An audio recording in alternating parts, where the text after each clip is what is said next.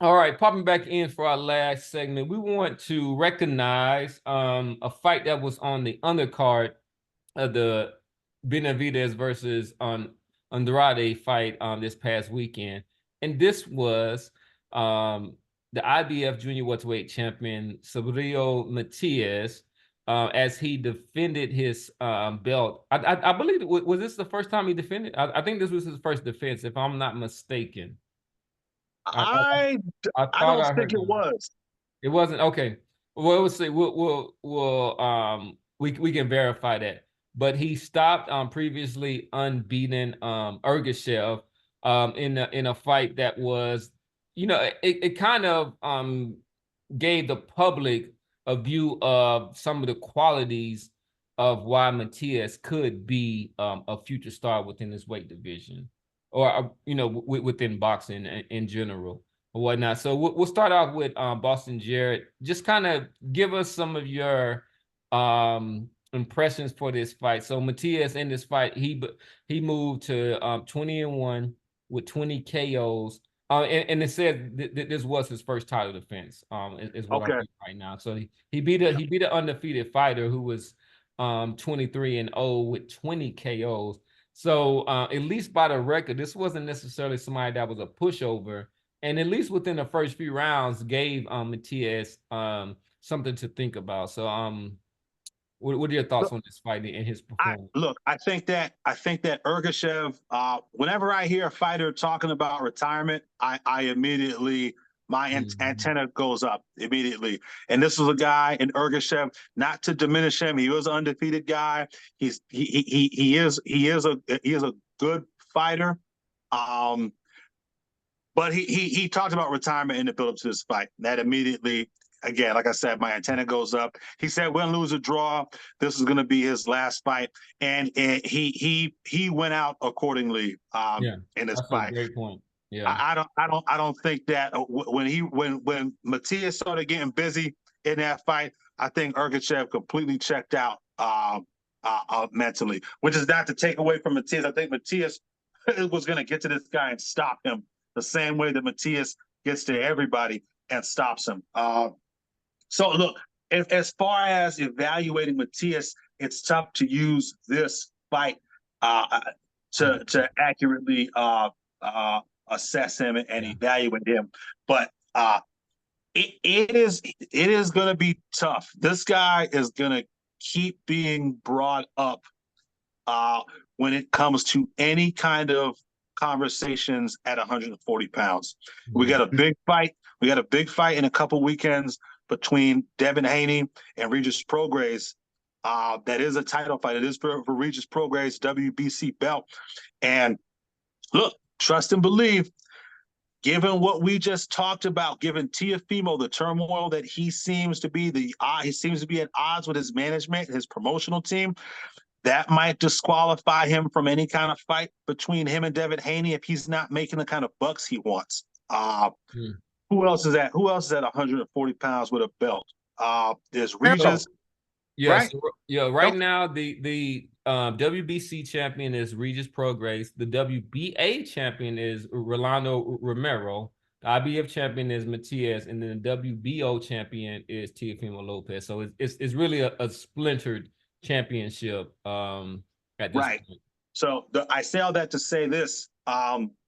If it comes down to Rolly or Matias, it is tough to imagine Devin Haney having just come off of a Regis Prograis win, not looking at Rolly Romero and laughing and licking his chops while he sizes up Rolly Romero. But if it's just Rolly and he gets through Rolly, look, we're looking at a Subriel Matias, Devin Haney unification fight sometime in the middle of next year. Um, and we'll see. Again, only point I'm trying to make is this guy is a real live body in the division. Like Dave said, I don't know if he's God, the God of 140 pounds. There's a lot of people putting this guy on a pedestal after his last few performances. I don't know if he's that guy, but Maybe he's a so. guy that's going to be in the conversation. Right. And So he is he from was he was beat, and this was in 2020, so he does have one loss, and it was against Petros Ananyan, who was 14-2 at the time. He actually dropped Matias in that fight, and this is somebody who is not really highly regarded. But Matias, I want to give a credit. Matias did come back and stop him 2 fights later. After But changing camps and changing trainers also yeah. after Mhm. that fight. So that's worth mentioning also. So, Coach, what do you think of his prospects at 140 pounds? Yeah, man, I'll use that term. You know, I ain't gonna say he's God, but I like this guy, man. You know what I'm saying? I like the fact that I think before he lost that fight that you mentioned, somewhere on his resume, I think is that cat Malik Hawkins. You know what I'm saying? Which that was a You're good. right about that. Yeah, he well, that was actually right after that fight. He stopped Malik Hawkins in the 6th round. That's a good win, man. You know what I'm saying? I ain't saying Hawkins is bad because he got my same last name, but that boy can fight. You know, At the and time, he was undefeated. At the yeah, time of that fight, he was undefeated. it Yeah. was good. And so yeah, man. I just think that if I was you know Matias, any way that I could get to one of these champions, you know, and the easiest on the hit list to me is Romario. You know, that's what I'd be trying to do. I'd be trying to get into negotiations with that thing right now while Haney is focused on pro grades. You know, I think he's a problem for Haney. I think that'd be a very interesting fight, man. To be real with you. So does he have the potential to wrap that division up? I would say he does have the potential, but I would think that a lot of these fights, man, it's a toss of a coin, man. You know what I'm saying? But him and Haney would be a real good fight, dude. That would be a really, really, really good fight, man. You know. I think so. Yeah. Yeah, and I'm gonna hold it there too, man. And I'm looking for this division I though, mean, man. what about your boy? You kind of been avoided. Like, what about your boy? Which one? You know I'm talking about, Tank. What about Tank at 140? Oh, bro. Now Tank at 140, it's a wrap. Ain't nobody touching him. He was staying away from that one. He was staying away from that one. Ain't nobody touching Tank. You know what I'm saying? So, I mean, and I ain't even gonna get into it though because you know I'm gonna be on you. You know I'm gonna be on your ass about Tank. I'm trying to stay with the discipline, but that's gonna come. So. But no, but Boston, he was trying to act like he didn't know. It was like I was like, your boy 140. He was acting like, who you talking about? I was like, come on, yo, you know that's your man, 100 grand. That's your man, 100 grand. He didn't want to say that. Yeah, I know. But look, this 140-pound division quietly has really, really snuck up and become one of the deeper divisions in the sport. I mean, look, how would y'all like a fight between Gary Antoine Russell and Subriel Matias?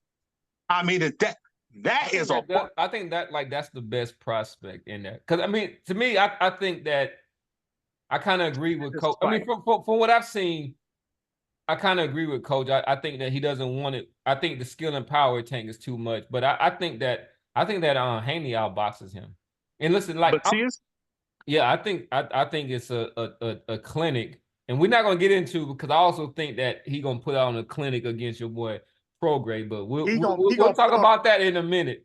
Well, let's say okay. Word. We'll say that. We got a couple weeks for that one. But we'll say that. But I think that Haney puts on a clinic with him. He's starting to win me over.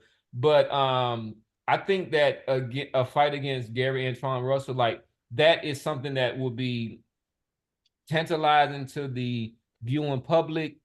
It'll keep his name in the mix and stuff like that. And I think it'll show just enough flaws for the other, viable people at 140 pounds to go ahead and get into the ring with him. Because he's not somebody who has he's like one punch knockout power. This guy just really just wears you overwhelms down. you. He overwhelms you. He just kind of wears you down, like with constant activity. He's going to be consistent. He takes a couple of rounds to kind of, get his data in or whatnot, like not to kind of, a Floyd or Shakur type of analysis, but he kind of like lets you get off, and then after that, it's just constant, you know, just imminent pressure that he brings on to. Yeah. This guy caught a body in the ring. I can't remember who that was. And Really? I'm not saying that in jest. Oh He man. beat somebody. He beat somebody to death, though. I mean, yeah. Oh, This guy is not a joke, man. We'll see. Look, yeah, Devin. We have no idea what Devin's gonna look like at 140 pounds. But we'll save that. We'll save that for another show. I know you're short on time. No, it's great, man. But I mean, I love it. I thought these were some really good segments. I appreciate the pundits. Y'all was bringing it and everything. So, you know, just a little bit behind the scenes. So, you know, Coach Dave was kind of giving it to Boston a little bit. But what I'm saying, because like, you know, we gave it to Coach when his people, when Lamont Pierce, you know, I mean, Lamont Peterson, you know what I'm saying, took his lumps and stuff. And we know that when it comes to like the Northeast, like you have a love for those boxers that come from out of that area of Boston and stuff like that. So but with that said, like I give you props, like you stood by your man even with the prediction, and you didn't make any excuses, you know, for his loss or whatnot. So and you came on the show, you wasn't trying to hide anything like that. So we was hell no.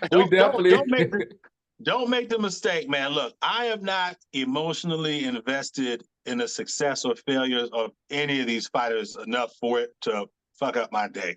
All right. That I swore that off after Floyd Mayweather. I swore before the boxing gods that I would never ever emotionally invest in any fighters ever again. And I enjoy watching the sport so much more now that I'm divested from these guys. Obviously, because of my, you know, I live, you know, because I'm from the area and I do got connection to some of those people in and around that camp. Of course, I was disappointed in the loss. I wanted to see him win, but as a boxing fan, I was happy. You know, two of the top guys score off. The best guy won. The best guy won, and the division moves forward. Boxing life goes on. And that's why we love the sport. All right, Coach, you got any parting words before we check out? Hey, I'm always be invested. You know what I'm saying? I know, like in Boston, you're a little bit better than me because I can promise you, like you can talk to the women that I've dated and stuff. Like one of my fighters like lose and stuff like that is just like I am just my whole just attitude and everything, demeanor just changed and stuff like that. So you enjoy the spot. You enjoy the sport way more being emotional. At least that's what I've found. Anyway, Tank therapy, bro.